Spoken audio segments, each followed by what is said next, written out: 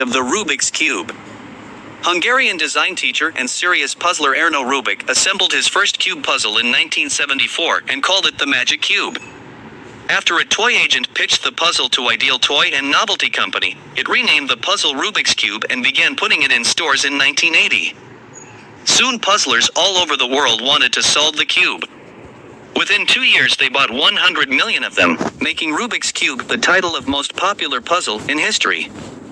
Its success fostered hundreds of spin-off products, from best-selling books on how to solve it to patent-infringing lookalikes by other manufacturers. Though media first circulated a story about Rubik designing the cube to help teach students about three-dimensional objects, Rubik himself later acknowledged that he purposefully set out to design a puzzle based on geometry.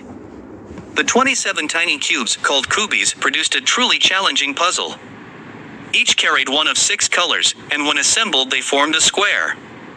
Rubik's challenge was figuring a way to allow the kubies to slide and rotate alongside one another while holding together as a unit. His key insight lay in realizing that if the individual blocks hinged on a rounded core, they could move freely while maintaining the shape of a cube. Young puzzlers, known as cubers, are attracted to the seeming simplicity of the puzzle, and are often skilled at spotting the patterns, cubers call them algorithms, necessary to solve the cube. Since 2003, cube-solving speed records, held by speedcubers, have been governed by the World Cube Association. Devoted to fairness and fun, the association maintains records for blindfolded, one-handed, and fewest moves to solve. Back in 1982, people began competing in the cube-solving events. The first ever World Championship was hosted in Budapest, and the winner was Min Tai from the United States, at a speed of 22.95 seconds. The Masterpiece Cube was created and designed in 1995 on occasion for the 15th anniversary of this iconic toy. It was created by Fred Kuehler along with Diamond Cutters International and is worth US $2.5 million.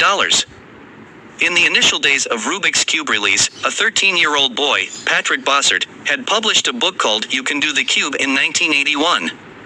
This guide sold over 1.5 million copies. In fact, it had become a universal seller and is still available for purchase. The Rubik's Cube was the best-selling toy in Walmart back in 2015 with over $111 million retail sales. In May 2014, on the 40th birthday of the Rubik's Cube, Google even displayed a Google Doodle wherein one could play with the interactive 3D cube. Back when the Rubik's Cube was first introduced in the market in 1974, it was termed as the Magic Cube or Buvos Kaka in Hungarian.